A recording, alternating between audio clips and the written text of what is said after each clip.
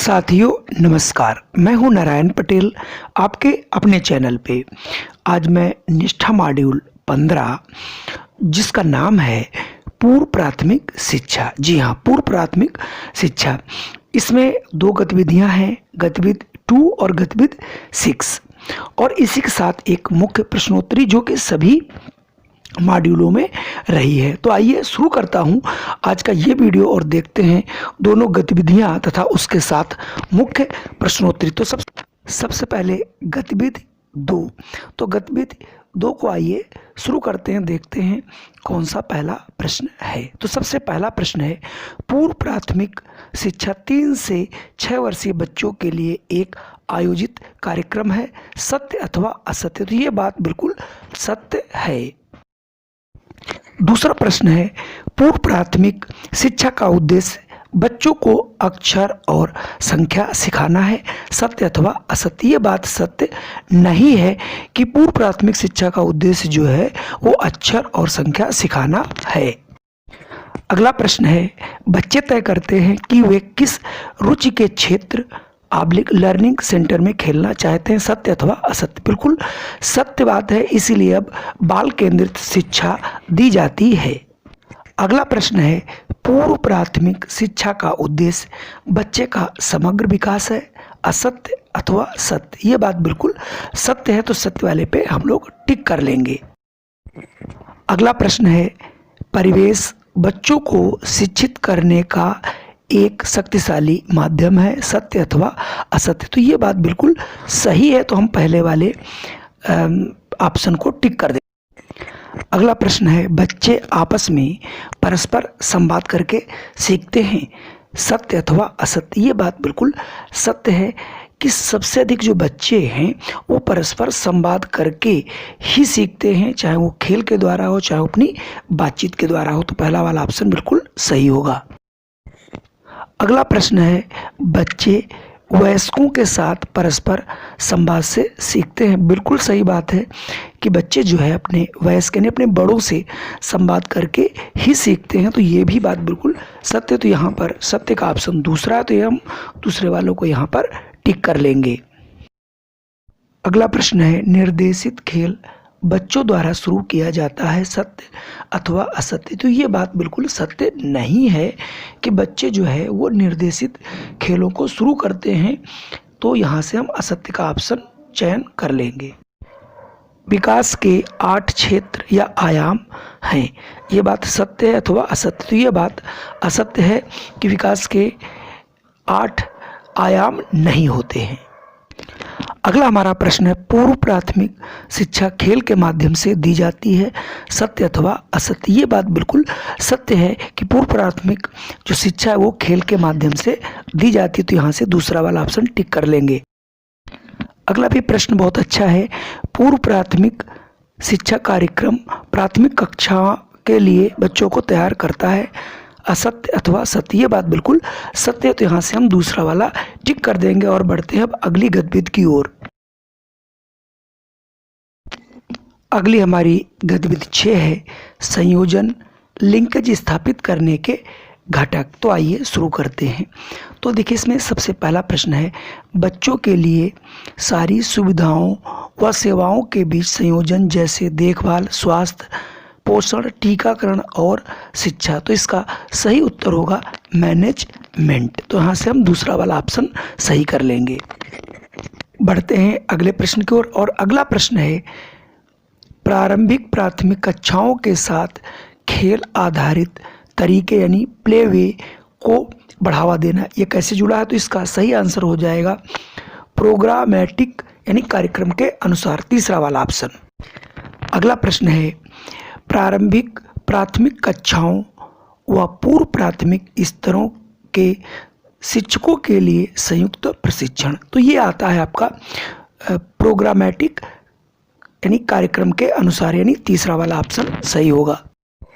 अगला प्रश्न है, प्राथमिक विद्यालय के अहाते के आसपास पूर्व प्राथमिक केंद्र का प्रावधान। ये हमारा आता है लोकेशनल यानी स्थानीय, यानी दूसरा वाला ऑप्शन बिल्कुल सही होगा।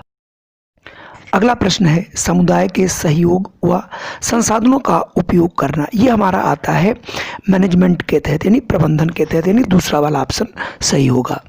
अगला प्रश्न है पूर्व प्राथमिक स्तरों व कक्षा 1 के पाठ्यक्रम में संयोजन। तो इसका सही जवाब होगा प्रोग्रामेटिक यानी कार्यक्रम के अनुसार, यानी तीसरा ऑप्शन यहाँ से हम सही कर लेंगे। अगला प्रश्न है संयुक्त योजना निरीक्षण और अवलोकन। ये हमारा आता है मैनेजमेंट यानी प्रबंधन के तहत, यानी तीसरा वाला ऑप्शन बिल्कुल सही होगा।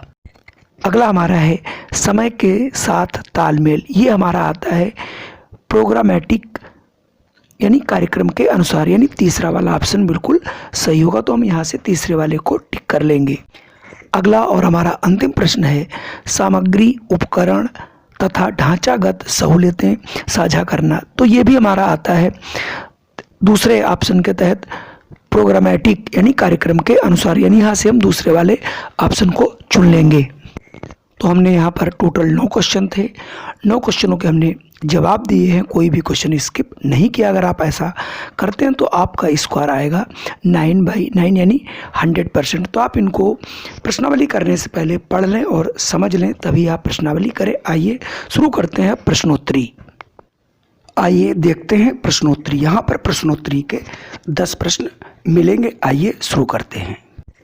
तो यहाँ पर पहला प्रश्न है पाठचर्या चलाने के दौरान पूर्व प्राथमिक शिक्षा कार्यक्रम में शिक्षण शास्त्र के 3 मुख्य तत्व या घटक क्या हैं। तो वो घटक होते हैं खेल, परस्पर संवाद और परिवेश, यानी 4th वाला आपका ऑप्शन बिल्कुल सही होगा।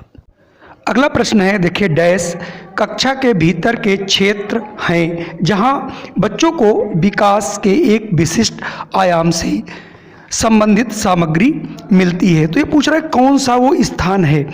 तो यहाँ पर हमारा हो जाएगा लर्निंग सेंटर, यानी ये सब चीज़ें लर्निंग सेंटर पे मिलती है, यानी ऑप्शन तीसरा वाला सही है। तो यहाँ से हम तीसरे वाले ऑप्शन को टिक कर देंगे और प्रेस आगे जो एरो बटन दबा के आगे बढ़ जाएंगे।